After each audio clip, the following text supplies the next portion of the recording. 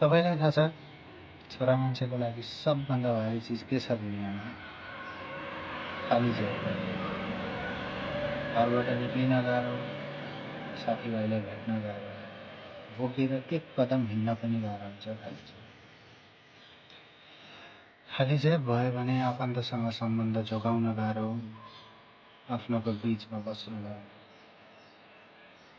खाली जेब यति भारी हुन्छ कि तपाईँ बोकेर एक पाइला पनि हिँड्न सक्नुहुन्न।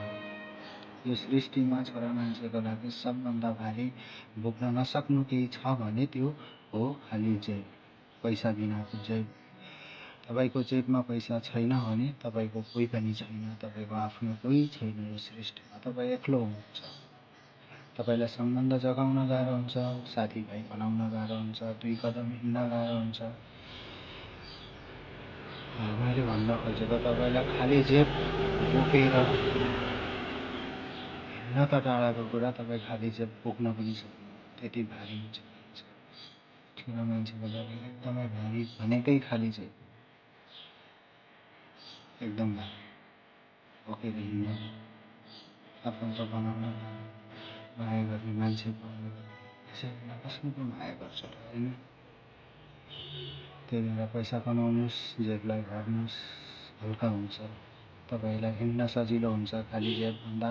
भरिएको जेब यदि पैसाले भरिएको छ भने तपाईँ हिँड्न सक्नुहुन्छ, डुल्न सक्नुहुन्छ, आफन्त भेट्न सक्नुहुन्छ, सम्बन्ध बनाउन सक्नुहुन्छ, माया पाउन सक्नुहुन्छ, होइन? माया गर्न पनि सक्नुहुन्छ। खाली जेबको ताकत हो। खाली जेब तपाईँले बोक्न पनि सक्नुहुन्न, एकदम। त्यसैले कमाउनुहोस्, मान्छेभन्दा पनि पैसा कमाउनुहोस्। जहाँ पैसा त्यही मान्छे, त्यहाँ प्रेम। पैसाले सब थोक गर्छ। जेबलाई खाली नहुन दिनुहोस्। राधे राधे, जय श्री कृष्ण।